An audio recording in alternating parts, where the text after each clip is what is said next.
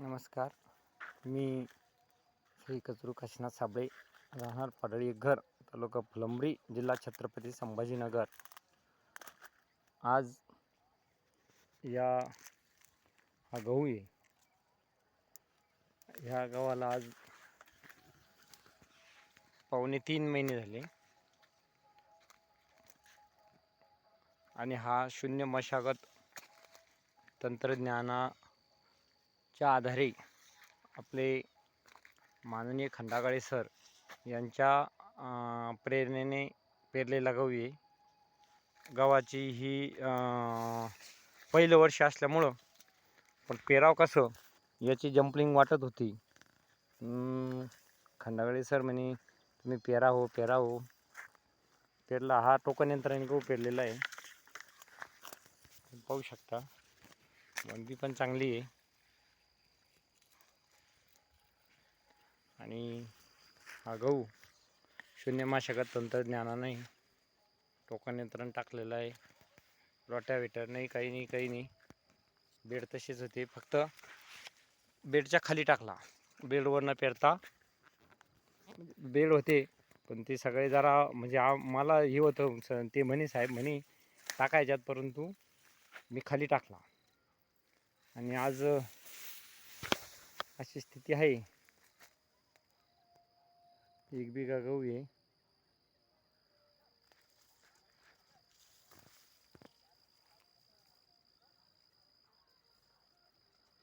शून्य मशागत तंत्रज्ञान.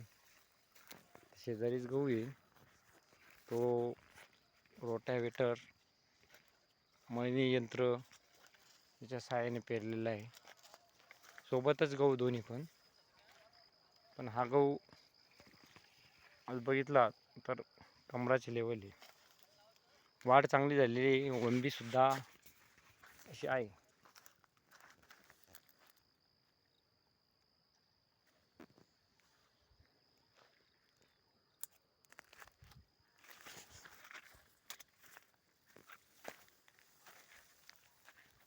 ही ठिबकवरची एक लाईन ठिबकवरची. हा परत टोकन यंत्र, ते पण टोकन यंत्रच ठिबकचा, पण तो ठिबक आहे आणि याला खालून दांडाने पाणी सोडलेलं आहे.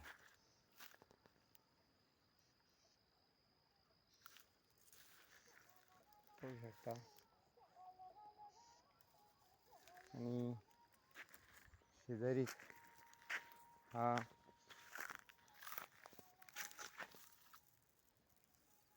साधा मळणी यंत्र ट्रॅक्टरच्या सहाय्याने पेरलेला आहे.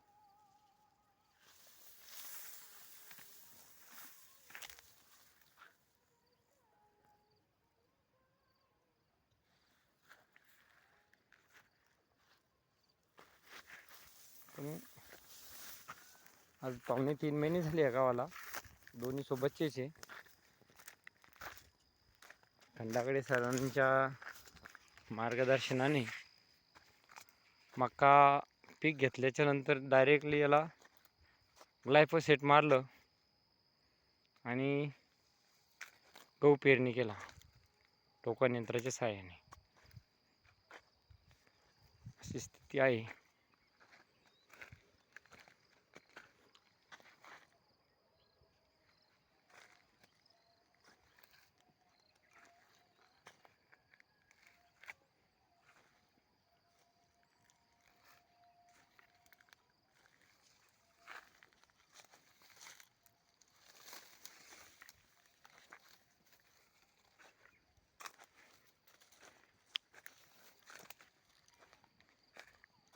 आणि ह्या 2 साऱ्या टाकायचे.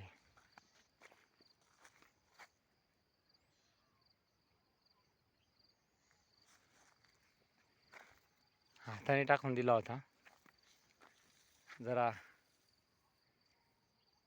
सगळ्यांच्या घरच्या इच्छेनुसार सुद्धा राहू द्या, पण याला काही नाही. हाही शून्य मशागत तंत्रज्ञानाचाच आहे, पण या हाताने फेकलेला आहे, या हाताने टाकलेला आहे असा. आणि 2 ओळी तो टोकन यंत्राचा आहे, पण शून्य मशागत तंत्रज्ञानाचाच आहे.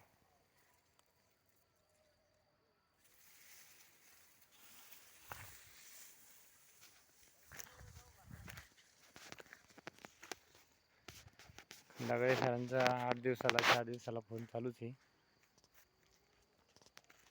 दगडे सरांना फोन केला म्हणजे एक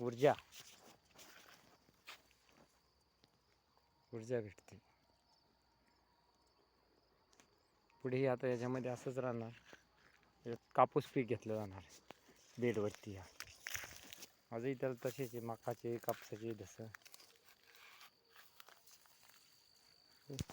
कापसाचे गेल्या वर्षी कापसाचे सुद्धा हे आता हे झालं पूर्ण येऊन गेलं. धन्यवाद.